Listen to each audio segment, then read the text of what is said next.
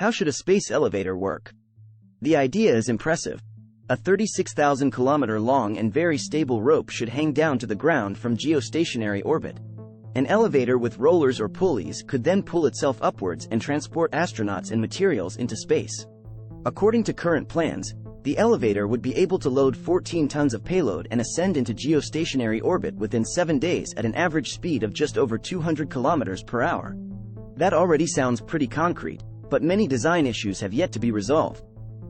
For example, it is not yet known exactly what the elevator cabin will look like and whether or not a spacesuit would have to be worn in it.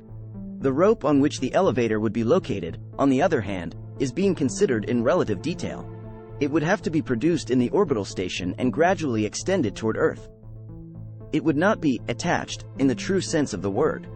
This is because the rope, which would float perpendicular to the Earth's surface, would orbit our Earth in a similar way to a satellite. Ultimately, however, the elevator can only function if the rope orbits our Earth with the same angular velocity with which our Earth rotates. It would always be at the same point above us, just like geostationary satellites as seen from Earth. To prevent the cable from falling to the ground, a counterweight would also have to be attached to the space side. Due to its centrifugal force, it can compensate for the weight of the rope below the geostationary orbit. Decommissioned satellites or captured asteroids, for example, could be used as counterweights. Another option would be to extend the rope further into space. Then its own weight could act as a counterweight. However, this would require it to extend a total of 144,000 kilometers into space from the ground. What advantages would a space elevator have? We could do away with polluting and expensive rocket launches from the ground and reach space much more easily and cheaply. Proponents of a space elevator argue that it would be more than 200 times cheaper than rockets per kilogram of material transported. Moreover, with one or more space elevators, we would have permanent access to orbit and usher in a new space age. For example, large spacecraft could then be assembled first in orbit before setting off on their journey. Since they would have already overcome most of the Earth's gravity up there, they would need much less fuel than if they were launched from the ground. If the rope of the elevator were to extend beyond the necessary 36,000 kilometers, it would be possible to travel even further into space on it. That's because the higher you climb, the faster you move in orbit around the Earth. Much like the end of a rope you spin around. A spacecraft released at an altitude of 100,000 kilometers could thus make it to Jupiter without fuel. This works according to the sling principle. If you sling a stone around you on a rope and then suddenly let go, the stone flies away at high speed. In the same way, the spaceship would leave its orbit around the Earth as soon as it is disconnected from the elevator or rope. Who had the idea to build a space elevator? If you go way back in our history, the authors of the Bible already had the idea. Because the Tower of Babel was supposed to reach up to heaven. A little closer to our present time, in the middle of the progressive end of the 19th century, in 1895 the plans to build the Eiffel Tower inspired the Russian scientist Konstantin Tsiolkovsky. He proposed building a tower that would reach into space. More than half a century later, Russian engineer Yuri Arzitanov described an alternative design in a 1959 newspaper article. Instead of building a tower, a cable would hang down from a satellite to the ground. It would be tensioned by a counterweight in space so that an elevator could pull itself up on it. Starting in 1966, American scientists took up the idea, and in 1979, British science fiction author Arthur Clarke made it known to a wider audience in his novel, The Fountains of Paradise. In it, he describes the construction of a space elevator in the 22nd century. Why is there no space elevator yet? In principle, a space elevator is technically conceivable as soon as the material for a sufficiently long and stable rope is available. But even then, there are still many big problems to solve. Meanwhile, there is so much space debris flying around our Earth that it poses a serious threat to a space elevator. On average, the elevator rope would be hit and severed every 10 days. So the elevator and the rope would have to be able to take evasive action. This could be done with large undulations of the rope controlled from the ground.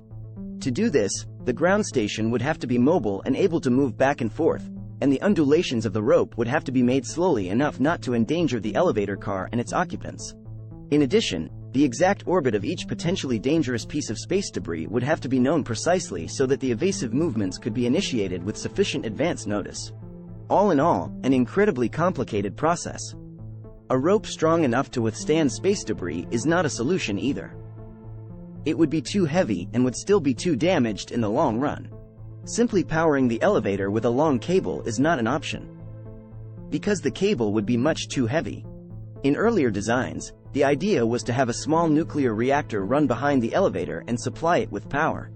However, in order for the reactor not to be too heavy, it should not be shielded and would therefore be a dangerous source of radiation. The current proposal is to send the energy to the elevator by laser. There it would be collected by solar cell-like modules. However, this laser would have to be so powerful that it would in principle be a dangerous radiation weapon. It could accidentally destroy aircraft or satellites, or even the space elevator if it is not aimed precisely enough. Therefore, the only realistic option at present seems to be a power supply using solar panels. But they would have to be around 66,000 square meters in size, the equivalent of over 9 soccer fields. In the weightlessness of space, such huge solar panels could be attached to the elevator without great difficulty. However, the situation is different on the ground or when ascending through the atmosphere. The engineers do not yet have a realistic solution for this. When ascending through the atmosphere, the space elevator is exposed to many dangers. In principle, it is a giant lightning rod. Electrical discharges in the atmosphere could send strong currents through the rope and cause it to burn or melt. Because of low temperatures in high layers of air, another problem is the possible icing of the rope. It could become so heavy that it breaks. Ice could also block the elevator's ascent mechanism. But the engineers are most concerned about the wind. The highest wind speeds measured so far in the stratosphere are up to 700 kilometers per hour, which is several times the force of a hurricane. It is completely unclear how the rope and elevator can withstand this, especially if the energy is to come from large solar panels. They would act like huge sails on which enormous forces would be exerted by the pressure of the wind. No material known today would withstand that. What is the biggest problem that needs to be solved? Despite everything, the biggest problem remains the rope. So far, sufficiently stable materials exist only in the laboratory. Hopes rest on carbon-based materials. In them, individual carbon atoms are linked to form nanotubes, graphene, or in a diamond lattice. So far, however, only very short fibers can be made from these materials. Even if it were possible to spin them into kilometer-long strands, unavoidable material defects would reinforce each other and negatively affect stability. It is therefore currently completely unclear whether it will ever be possible to produce a sufficiently stable and long rope. How realistic is a space elevator in the future? An elevator from the ground to space is not feasible in the foreseeable future. NASA has therefore discontinued its studies on this. However, the situation is quite different on smaller celestial bodies without an atmosphere. On them, gravity is lower than on Earth and the elevator would not have to defy winds, icing and electrical discharges in an atmosphere. For example, synthetic fibers made of aramid, also known by the trade name Kevlar, are already strong enough for an elevator rope from the surface of the Moon to its orbit. So if the idea is ever implemented, it will probably be on the Moon first, not on Earth. The lunar space elevator could at least facilitate the return of astronauts or the mining of moon rocks. The scenario would then look as follows. The astronauts fly with a rocket to the Moon orbit. There, they could board the lunar space elevator and descend to the lunar surface, or they could land on the Moon in the classical way by a lander. For the return trip, they would again use the lunar space elevator, since its use would be cheaper than a rocket launch, just like on Earth. Back in lunar orbit, the astronauts would then use a rocket to return to Earth. Since a lunar space elevator would eliminate the need for rocket launches from the lunar surface to lunar orbit, returning astronauts or even mined lunar rock would be cheaper than using rockets. At least that is what the proponents of space elevators claim. Thanks for watching and don't forget to subscribe if you liked the video.